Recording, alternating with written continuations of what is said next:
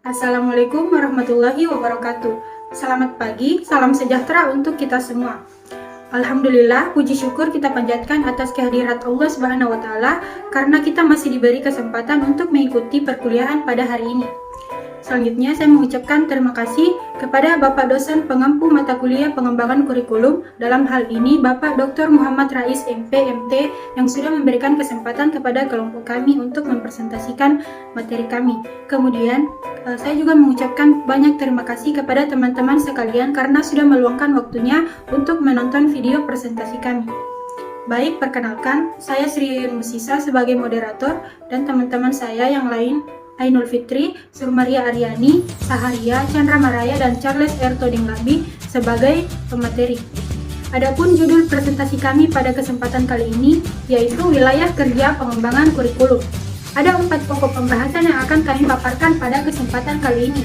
Yang pertama ada wilayah kerja pengembangan kurikulum, yang kedua wilayah kerja pengembangan kurikulum di sekolah, yang ketiga pihak-pihak yang terlibat dalam pengembangan kurikulum beserta tugasnya, dan yang keempat adalah peran guru dalam pengembangan kurikulum.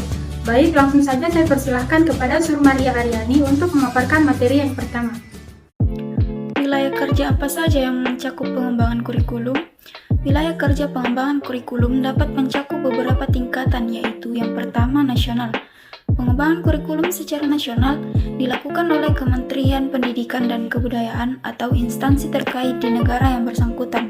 Tujuan pengembangan kurikulum nasional adalah untuk memastikan bahwa seluruh pendidikan di negara tersebut memiliki standar minimum yang sama dan sesuai dengan kebutuhan masyarakat serta pengembangan zaman. Yang kedua, provinsi. Pengembangan kurikulum di tingkat provinsi bertujuan untuk menyesuaikan kurikulum nasional dengan kondisi daerah yang berbeda-beda. Pemerintah provinsi dapat menambahkan atau mengurangi materi pelajaran sesuai dengan kebutuhan dan karakteristik masyarakat setempat. Yang ketiga, sekolah. Pengembangan kurikulum di tingkat sekolah dilakukan oleh para guru dan staf pendidikan di sekolah yang bersangkutan. Tujuan pengembangan kurikulum di tingkat sekolah adalah untuk menyesuaikan kurikulum dengan kebutuhan siswa dan kondisi lingkungan sekolah yang berbeda-beda. Yang keempat, kelas. Pengembangan kurikulum di tingkat kelas dilakukan oleh guru untuk menyesuaikan kurikulum dengan kebutuhan dan kemampuan siswa di kelas yang bersangkutan. Tujuan pengembangan kurikulum di tingkat kelas adalah untuk memastikan bahwa setiap mahasiswa dapat memastikan materi pelajaran dengan baik dan mencapai hasil belajar yang optimal. Materi selanjutnya yaitu wilayah kerja pengembangan kurikulum sekolah. Wilayah kerja pengembangan kurikulum sekolah dapat mencakup beberapa hal. Pertama, pemerintah pusat. Pemerintah pusat memiliki tugas untuk menyusun dan mengembangkan kurikulum nasional yang menjadi acuan bagi semua sekolah di Indonesia. Pengembangan kurikulum nasional ini melibatkan ahli pendidikan, praktisi pendidikan, dan para pengambil kebijakan. Kedua, pemerintah daerah. Pemerintah daerah juga memiliki tugas untuk mengembangkan kurikulum sekolah yang disesuaikan dengan kebutuhan daerahnya. Pemerintah daerah dapat berkolaborasi dengan pihak sekolah, para ahli pendidikan, dan masyarakat setempat untuk mengembangkan kurikulum yang tepat. Yang ketiga, pihak sekolah. Pihak sekolah memiliki tugas untuk mengembangkan kurikulum yang sesuai dengan visi dan misi sekolahnya. Kurikulum yang dikembangkan harus memperhatikan kebutuhan dan kemampuan siswa serta berpedoman pada kurikulum nasional dan kurikulum daerah. Keempat, ahli pendidikan. Ahli pendidikan memiliki peran penting dalam mengembangkan kurikulum sekolah.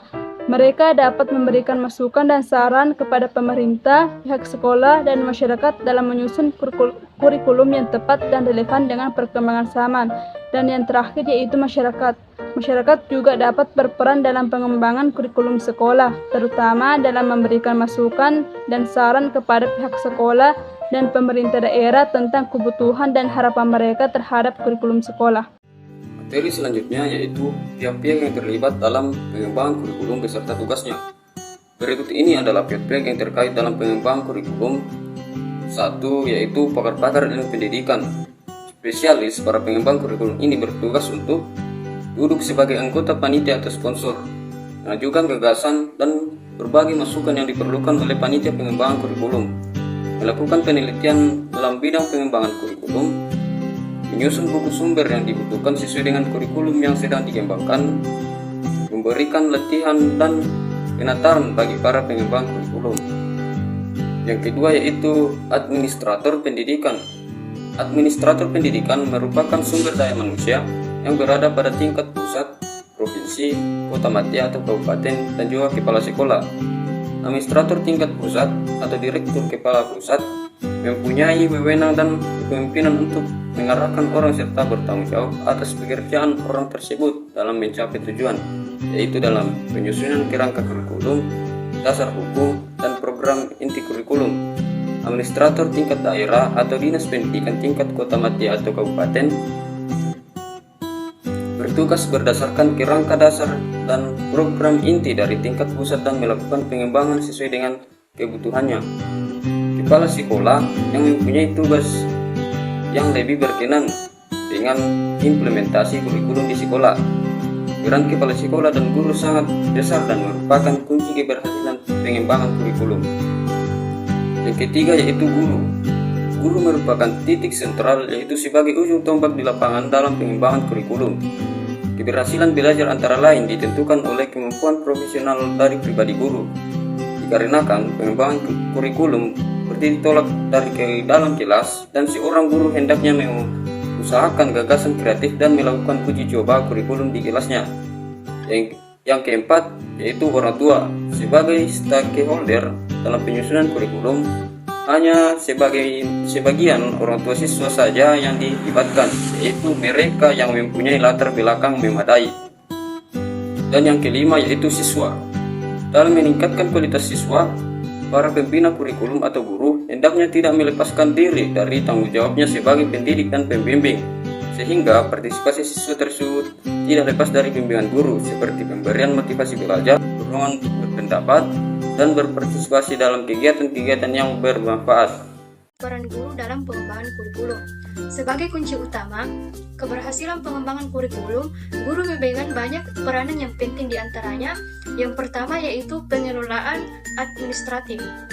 Pengelolaan administratif adalah pengelolaan secara tercatat, teratur, dan tertib sebagai penunjang jalannya pendidikan yang lancar, di mana ruang lingkupnya mencakup administrasi kurikulum, siswa, personal, material, dan keuangan. Yang kedua yaitu pengelolaan konseling dan pengembangan kurikulum. Pengelolaan layanan bimbingan, konseling, dan pengembangan kurikulum merupakan hal yang mendesak dan diperlukan untuk menunjang pencapaian tujuan pendidikan. Maka dari itu diperlukan keahlian, pemahaman prinsip, dan penguasaan keterampilan teknis. Yang ketiga yaitu guru sebagai tenaga profesi kependidikan. Jabatan guru adalah suatu profesi kependidikan yang mensyaratkan dikuasainya kemampuan profesional yang memadai. Guru tidak hanya berperan sebagai guru di dalam kelas, tapi juga sebagai seorang komunikator, pendorong kegiatan belajar, pengembangan alat-alat belajar, penyusun organisasi, manajer sistem pengajar, dan pembimbing baik di sekolah maupun di masyarakat. Yang keempat yaitu berpartisipasi dalam pengembangan kurikulum. Nah, guru diharapkan berperan aktif dalam kepanitiaan atau tim pengembangan kurikulum bersama dengan guru lainnya dan orang tua. Guru dilibatkan dalam perumusan kebijakan operasional serta perencanaan dan pelaksanaan administrasi pengembangan kurikulum. 5. Meningkatkan keberhasilan sistem instruksional. Keberhasilan mengajar tergantung pada 3 faktor, yaitu kepribadian, pengetahuan, dan keahlian guru. Kepribadian guru ditandai dengan sikap antusias dan kecintaan terhadap siswa. Guru juga harus mempunyai pengetahuan yang luas dan mendalam tentang semua hal yang berkenan dengan sistem instruksional. 6. Pendekatan kurikulum. Guru yang bijaksana senantiasa mengembangkan kurikulum sekolah berdasarkan kepentingan masyarakat, kebutuhan siswa, serta ilmu pengetahuan dan teknologi terkini. 7. Meningkatkan pemahaman konsep diri. Guru dapat mengembangkan kurikulum dengan cara mempelajari lebih banyak tentang dirinya sendiri.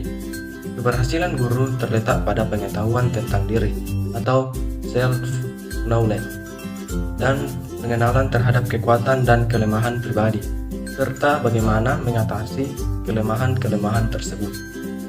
8. Memupuk hubungan timbal balik yang harmonis dengan siswa. Tujuan utama guru adalah mengubah pola tingkah laku siswa menjadi lebih baik. Peningkatan kegiatan belajar siswa lebih banyak ditentukan oleh besarnya harapan guru tentang tingkah laku yang diinginkan. Guru berupaya mendorong dan memajukan kegiatan belajar siswa sehingga terjadi perubahan tingkah laku yang diinginkan. Guru hendaknya bersikap menerima, menghargai, dan menyukai siswanya sehingga siswa pun menyenangi guru dan menghayati harapan serta keinginan gurunya. Dengan demikian, terciptalah suasana yang menyenangkan, mendorong belajar, berpikir, dan memecahkan masalah. Hal-hal dalam kerjasama ini dapat meningkatkan upaya pengembangan kurikulum. Berdasarkan hasil presentasi tadi, dapat disimpulkan bahwa dalam pengembangan kurikulum, pihak-pihak yang terlibat di dalamnya terdiri atas berbagai pakar ilmu pendidikan, administrator pendidikan, guru, ilmuwan, orang tua, siswa, dan tokoh masyarakat. Di dalam pengembangan kurikulum, peran guru sangatlah penting, karena guru sebagai ujung tombak dalam pengembangan kurikulum dan keberhasilan dalam belajar. Nah, itulah kesimpulan dari presentasi kami pada hari ini. Saya berharap semoga apa yang sudah disampaikan tadi dapat menambah wawasan kita tentang wilayah kerja pengembangan kurikulum. Baik, lebih dan kurangnya mohon dimaafkan. Wassalamualaikum warahmatullahi wabarakatuh.